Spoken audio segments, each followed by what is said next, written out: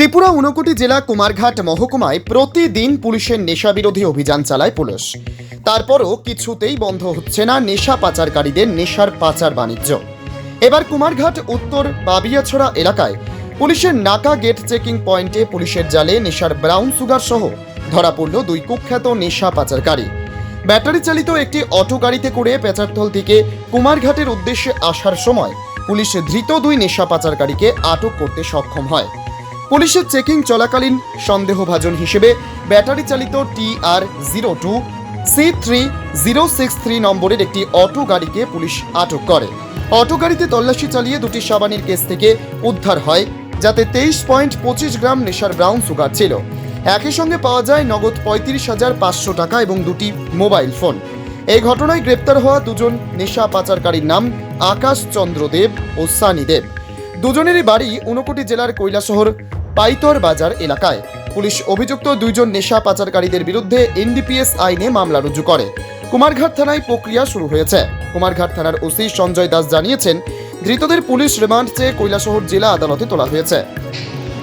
আজকে দুপুরবেলা আমরা যে রেগুলার নাকা চেকিং হয় 91 মাইল শিখনসরা আন্ডার কুমারঘাট PS, সেখানে চেকিং চলা গেলে পেচারথল দিকে থেকে একটা অটো আসে। তখন অটোটারে কাগজপত্র দেখানোর জন্য সাইন দেওয়া হয়। তো এই দেখানোর সময় আর যে এখানে আসলো ড্রাইভার আর ড্রাইভার পিছনে থেকে একজন লোক ছিল, তাকে জিজ্ঞাসাবাদ করার সময় তাদের আমাদের চেকিং যে অফিসার ছিল সন্দেহ হয়।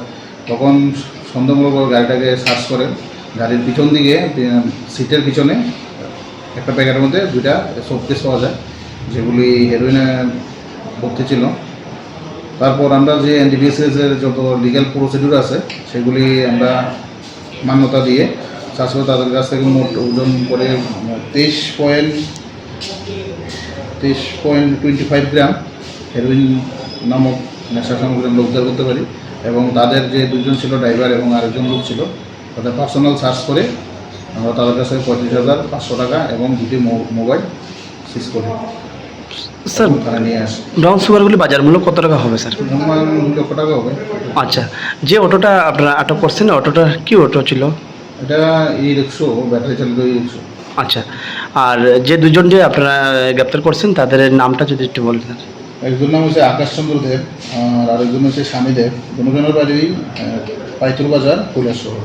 আচ্ছা স্যার, তাদের বিরুদ্ধে আজকে মামলা আপনারা নিয়েছেন? আমরা তাদের বিরুদ্ধে NDPS মামলা নিয়েছি এবং কালকে রিমান্ড চেয়ে তাদের আদালতে সোপর্দ করব। ধন্যবাদ স্যার। Bureau report, জজবাত 24 Bangla.